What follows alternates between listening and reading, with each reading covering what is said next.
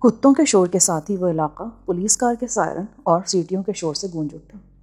میں اس وقت تنگ و تاریک گلیوں میں دوڑ رہا تھا جہاں دو رویا نیم پختہ مکانات بنے ہوئے تھے۔ اس وقت میرا ذہن تیزی کے ساتھ نجات کی کوئی راہ تلاش کر رہا تھا۔ پھر جو ہی مجھے کھلا ہوا دروازہ نظر آیا، میں مڑ کر دیکھے بغیر اس میں گھس پڑا۔ شور و غل سن کر اس مکان کے کمرے سے کوئی طویل قامت سایہ باہر آ رہا تھا۔ جس وقت مجھے اس کی موجودگی کا احساس ہوا، مجھے تاخیر ہو چکی تھی۔ میں اپنے زور میں اس سے جا ٹکرا۔ اس سائے کے حلق سے غضبناک راہٹ ابھری اور میرے چہرے پر ایک طاقتور گھونسا پڑا۔ میں لڑکھڑا کر زمین پر ڈھیر ہو گیا۔ اس شخص نے آگے بڑھ کر سب سے پہلے صحن کا کھلا ہوا دروازہ بند کیا۔ شاید اسے یقین تھا کہ میں اس کی واپسی سے قبل سنبھالا نہ لے سکوں گا۔ واپس آ کر اس نے مجھے گریبان سے پکڑ کر زمین سے اٹھایا اور تقریباً گھسیٹتا ہوا ایک کمرے میں لے چلا۔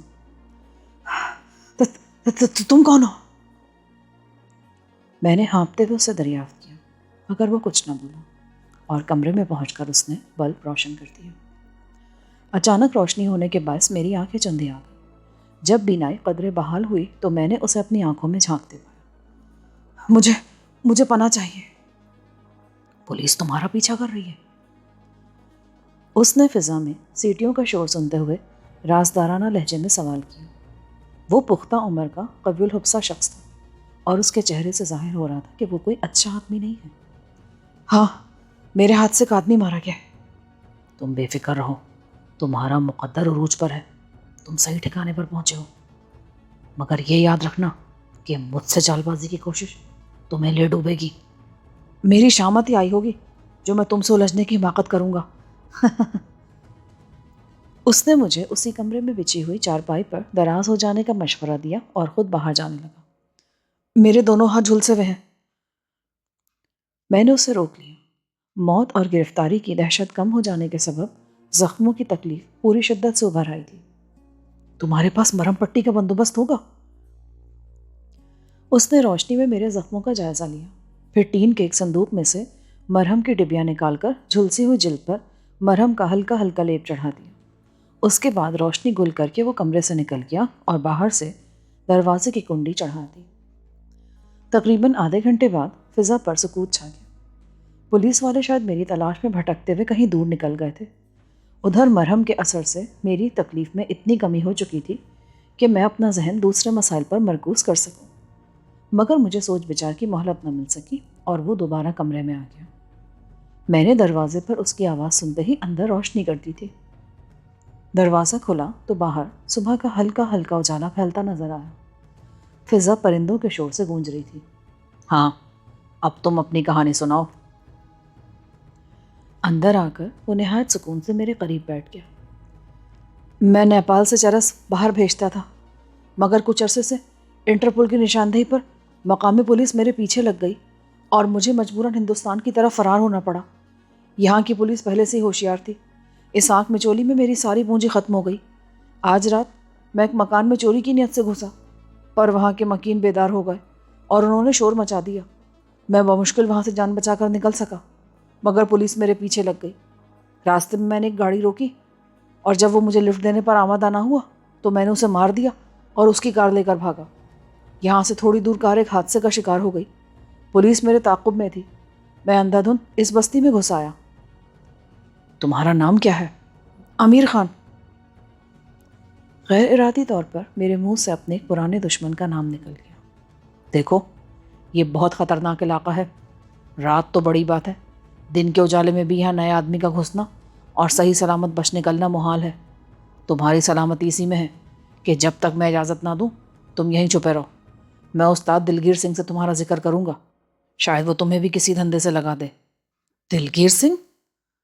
عجیب نام ہے، کون ہے یہ؟ اس کے نام سے لوگوں کے دل دہل جاتے ہیں۔ بمبئی میں ہر بدماش استاد کا باج گزار ہے۔ اور تمہارا نام کیا ہے؟ ٹھاکر۔ یہ یاد رکھنا، دلگیر سنگھ کے ہاتھ بہت لمبے ہیں۔ بمبئی میں تم پولیس سے تو بچ سکتے ہو، مگر استاد تمہیں چوہے کے بل سے بھی کھینچ نکالے گا۔ اس سے دغا کرنے والے کتے کی موت مار دیے جاتے ہیں۔ میں تو صرف پناہ کی امید میں تمہارے دروازے میں گھسا تھا۔ اگر اسی بہانے مجھے دھندا بھی مل جاتا ہے تو میں زندگی بھر تمہارا احسان مند رہوں گا۔ مجھے بھلا بھاگنے یا دغا بازی کرنے کی کیا ضرورت ہے؟ ٹھاکر میری لچھے دار گفتگو سے مطمئن ہو گیا۔ سورج طلوع ہونے پر وہ مجھے اسی کمرے میں بند کر کے کہیں چلا گیا اور میں بستر پر دراز ہو گیا۔ اس وقت دونوں ہاتھ ناکارہ ہو جانے کے باعث میں مفلوج ہو کر رہ گیا تھا اور فی الحال خود کو حالات کے دھارے پر چھوڑنے کے سوا کوئی چارہ نہیں تھا۔ دوپہر کے قریب جب ٹھاکر واپس آیا تو میں گہری نیند سو رہا تھا۔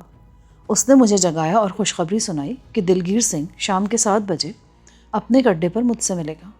وہ میرے لیے تندوری نان اور کباب وغیرہ ساتھ لایا تھا۔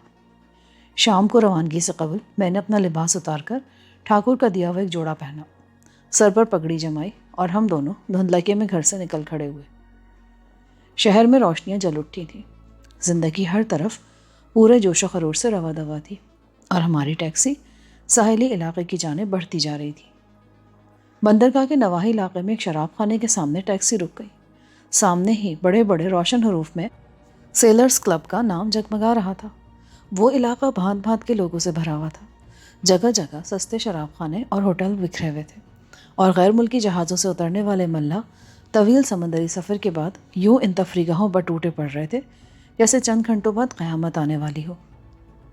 ٹھاکر نے ٹیکسی کا بل ادا کیا اور مجھے ساتھ لے کر کلب میں داخل ہوا۔ اندر قدم رکھتے ہی تیز موسیقی اور تیز آوازوں کے ملے جلے شور نے ہمارا استقبال کیا۔ سیلرز کلب کے نیچے چھت والے ہال میں صرف رنگین قمقموں کی آرائشی جھالریں روشن تھیں۔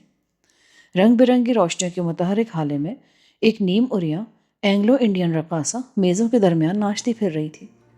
ہال کے ایک سرے پر بنے ہوئے 2 فٹ اونچے اسٹیج پر سازندے تیز آوازوں میں ساز بجا رہے تھے اور رقاصہ ہر بدلتے ہوئے سر کے ساتھ اپنے جسم کو نت نئے زاویوں سے واضح کرنے کی کوشش کر رہی تھی۔ میزوں پر ہر رنگ اور نسل کے لوگ موجود تھے۔ فضا شراب اور تمباکو کے دھوئیں کی ملی جلی بو سے بوجھل تھی۔ رقاصہ جدھر جاتی لوگ کرسیوں سے اٹھ کر رقص میں اس کا ساتھ دینے لگتے۔ پھر جیسے ہی کوئی ہاتھ اسے گرفت میں لینے کے لیے آگے بڑھتا، رقاصہ کسی چکنی مچھلی کی مانند پھسل کر دور نکل جاتی۔ ٹھاکر مجھے سیدھا کاؤنٹر کی طرف لیتا چلا گیا جہاں ایک پستہ قامت خونخوار چینی موجود تھا۔ اس کی چھوٹی چھوٹی چمکدار آنکھیں شناسائی کے انداز میں ٹھاکر کی طرف اٹھ گئیں۔ اندر جانا ہے۔ ٹھاکر نے قریب جا کر سرگوشی کی۔ یہ بھی سچ جاتا ہے؟ چینی نے بمبئی والوں کے لہجے میں اردو میں پوچھا اور اس کی سخت ناقدانہ نظریں مجھ پر جم گئیں۔ ہاں، استاد سے ملنا ہے۔ تیز شور میں اس کی آواز اس قدر دھیمی تھی کہ میں بھی اسے بمشکل ہی سن سکا۔ چینی نے دراز کھول کر پیتل کے 2 ڈھلے ہوئے گول سکے نکالے اور ٹھاکر کی مٹھی میں تھما دیے۔ ماسٹر O4 میں ہے۔ ٹھاکر مجھے ساتھ لے کر ہال سے گزرتا چلا گیا۔ ہم عقبی راہداری میں سے نکلے تو اس کے آخری سرے پر ایک شخص نے راستہ روک لیا۔ ٹھاکر نے چینی سے ملے ہوئے مخصوص سکے اس کے حوالے کیے اور اس نے راستہ چھوڑ دیا۔ آگے راہداری نیم تاریک تھی۔ اختتام پر نیچے جانے والے زینے تھے۔ ٹھاکر بے دھڑک نیچے اترتا چلا گیا۔ اختتام پر ایک بند دروازہ تھا۔ ٹھاکر نے دروازے پر 2 بار دستک دی اور دروازے کے پیچھے موجود مسلح دربان نے دروازہ کھول دیا۔ دروازہ کھلتے تہہ خانے سے گرم ہوا کے تیز بھپکے باہر آئے اور ٹھاکر مجھے لے کر اندر گھس گیا۔ سیلرز کلب کا وہ تہہ خانہ جوئے کی کئی مشینوں سے آراستہ تھا، جہاں مذاکرہ خیز لباس والے بے فکر ملا قسمت آزمائی کر رہے تھے۔ میزوں پر بھی جوا ہو رہا تھا لیکن رقم کہیں نظر نہیں آ رہی تھی۔ سارا کام ٹوکنوں کے ذریعے طے ہو رہا تھا۔ ٹھاکر نے بتایا کہ تہہ خانے میں آنے والے مختلف مالیت کے ٹوکن خریدتے ہیں اور واپسی کے وقت 2% کا معمولی سروس چارج منہا کر کے ہر شخص کو ٹوکنوں کے بدلے رقم ادا کر دی جاتی ہے۔ میری دانست میں یہ بندوبست کچھ عجیب سا تھا۔ اگر پولیس کے چھاپے سے بچاؤ کے لیے رقم کے بجائے ٹوکن جاری کیے جاتے تھے تو یہ ایک احمقانہ اقدام تھا، کیونکہ اس طرح سارا الزام انتظامیہ ہی کے سر آتا۔ تہہ خانے کے کمرے میں میری ملاقات دلگیر سنگھ سے ہوئی۔ وہ ایک نہایت کڑیل اور خوش شکل نوجوان تھا۔ اگر اس کے داہنے رخسار پر چاقو کے زخم کا ایک پرانا لمبا سا نشان نہ ہوتا تو یہ کہنا دشوار تھا کہ دلگیر سنگھ بدمعاش ہے۔ تو یہ ہے مارتے خان۔ تم جاؤ ٹھاکر، میں اس سے خود بات کروں گا۔ مجھے دیکھتے ہی دلگیر قہقہا لگا کر بولا۔ ٹھاکر نے ادب سے سر جھکایا اور واپس چلا گیا۔ بیٹھ جاؤ امیر خان، اور یہ بتاؤ تمہاری کہانی میں سچ کتنا ہے؟ دلگیر سنگھ نے صوفے پر دراز ہو کر سگریٹ سلگاتے ہوئے کہا۔ اس میں جھوٹ بالکل بھی نہیں ہے۔ شام کے اخبار پڑھے تھے تم نے؟ اس بار اس کا لہجہ سخت تھا۔ نہیں، صبح طلوع ہونے سے قبل بمبئی میں 5 قتل ہوئے ہیں۔ ایک طوائف کے کوٹھے پر گولی چلنے سے اس کا ایک گاہک ہلاک ہوا۔ بیلاپور جانے والی سڑک پر ایک ٹیکسی بم دھماکے سے اڑائی گئی ہے، جس میں ٹیکسی ڈرائیور اور ایک روسی مسافر ہلاک ہوا۔ چوپاٹی کے علاقے میں ایئر انڈیا کا کیپٹن ورما اپنی خوابگاہ میں ایک زہریلے تیر کا نشانہ بنا اور ایک کھمبے سے ٹکرائی ہوئی کار میں کار والے کی لاش ملی ہے، وہ بھی زہریلے تیر کا نشانہ بنا ہے۔ وہ خاموش ہو گیا۔ میرا دل کھوپڑی میں دھمکنے لگا۔ دلگیر سنگھ کی گفتگو بالکل واضح تھی۔ وہ مجھے بتا رہا تھا کہ طریقہ قتل کی یکسانیت سے ظاہر تھا کہ میں نے کم از کم 2 قتل کیے ہیں۔ مجھے شدید صدمہ اس بات کا تھا کہ میرے ہاتھوں نینی بیوہ ہو گئی تھی۔ طویل مدت بعد جب کیپٹن ورما کو بیوی کی یاد آئی اور اس نے گھر کا رخ کیا تو میں نے اسے نینی کا آشنا سمجھ کر حسد کے جذبے سے مغلوب ہو کر قتل کر دیا، اور یوں میرے حساب میں ایک اور نام کا اضافہ ہو گیا۔ مجھے نہیں پتا تھا کہ چوپاٹی والے مکان میں میرا نشانہ کاری رہا تھا۔ خوب سمجھدار معلوم ہوتے ہو بہت۔ زہریلے تیر تم نے کیسے پھینکے تھے؟ سرکنڈے کی نالی میں پھونک مار کر میں شکار کھیلتا ہوں۔ میں نے سفید جھوٹ بولا، مگر بھاگتے ہوئے وہ نالی کہیں گر گئی۔ کار والے کو میں نے ہاتھ سے تیر چبو کر ختم کیا تھا۔ کیا کیا کام جانتے ہو؟ جیب تراشی کے سوا ہر کام کر سکتا ہوں۔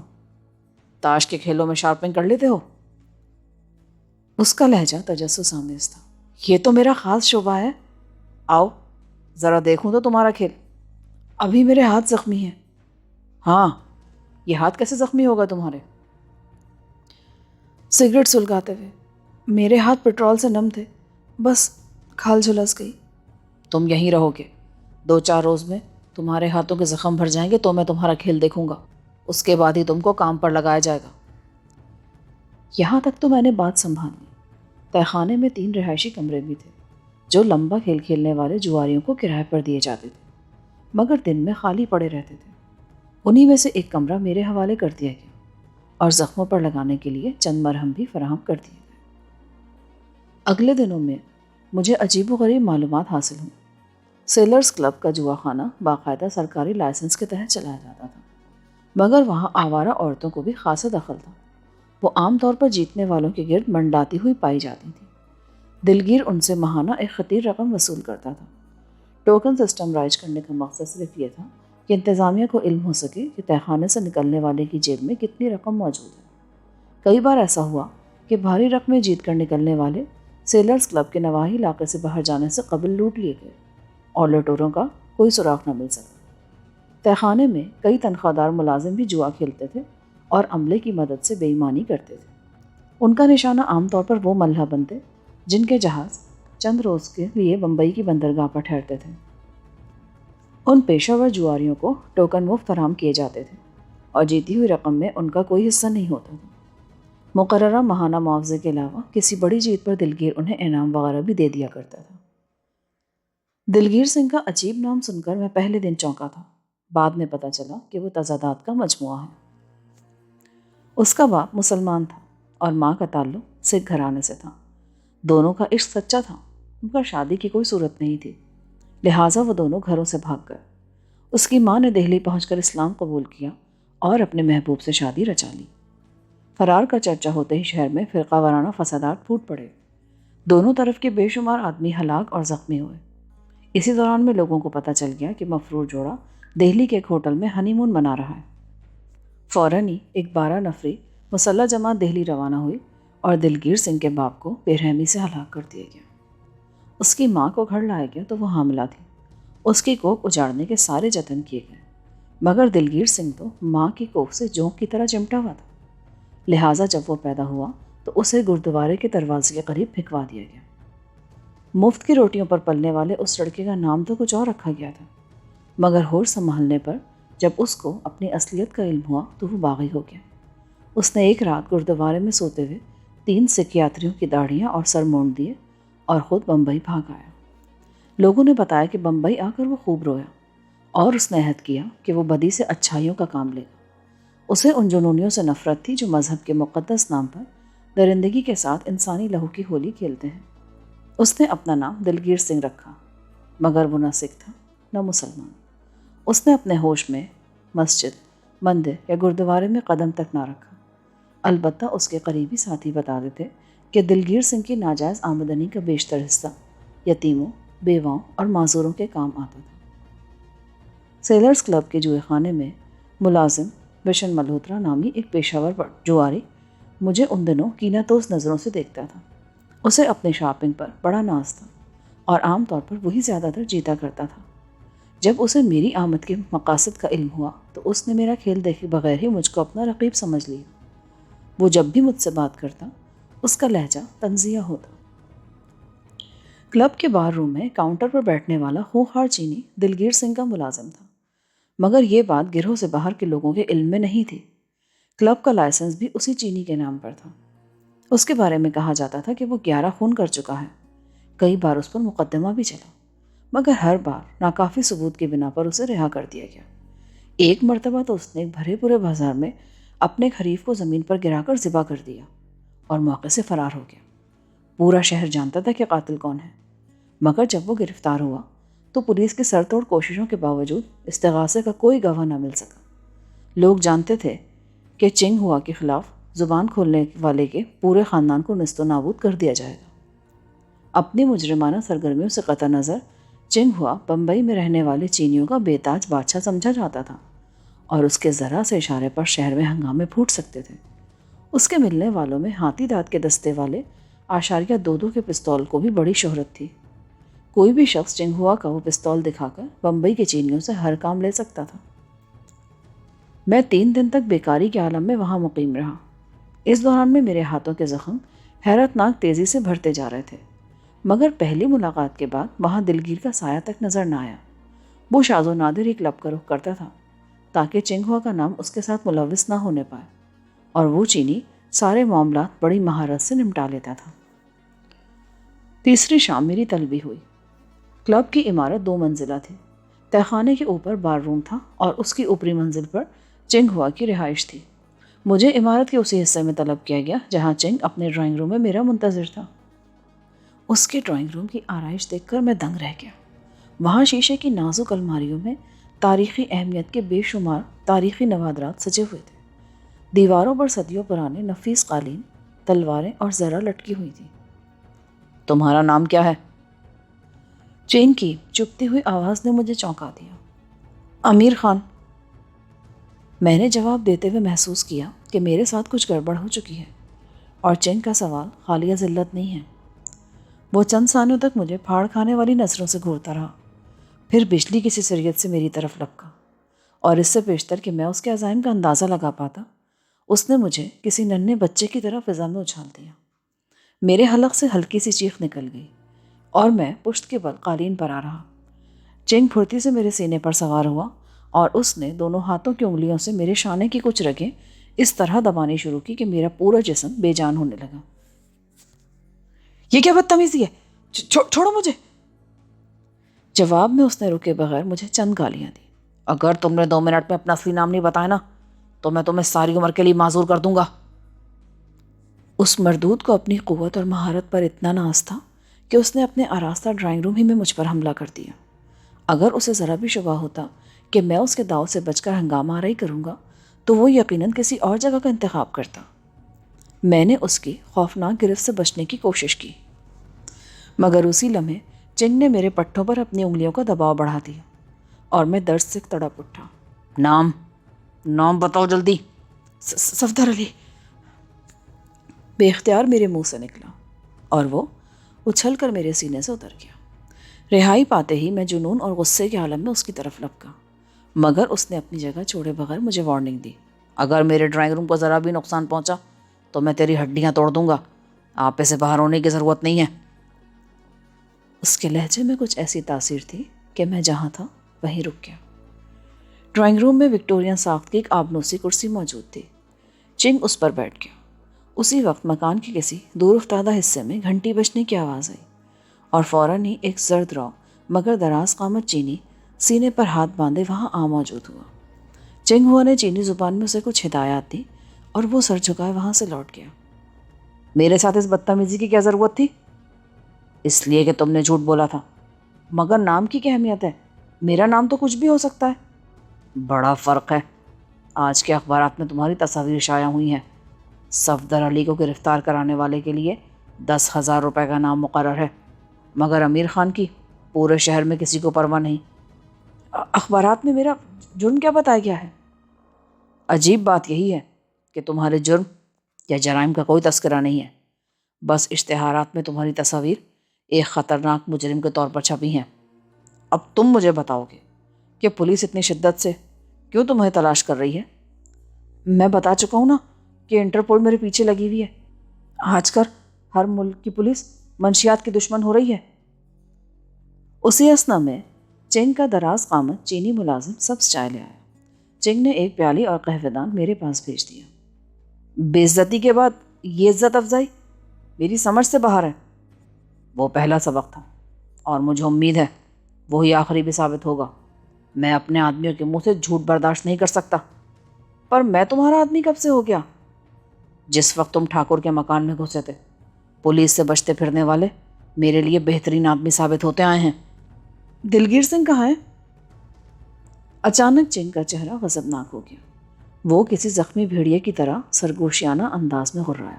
خبردار، اگر اس عمارت میں کبھی اس کا نام بھی جو لیا تو بھول جاؤ کہ تم نے اسے کبھی سیلرز کلب میں دیکھا بھی تھا، نہ کتے کی موت مارے جاؤ گے۔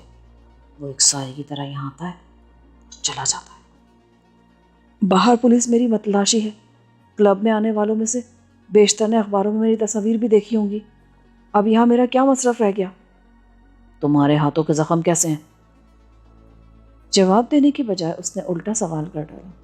وہ میرے بارے میں پوری طرح باخبر معلوم ہوتا تھا۔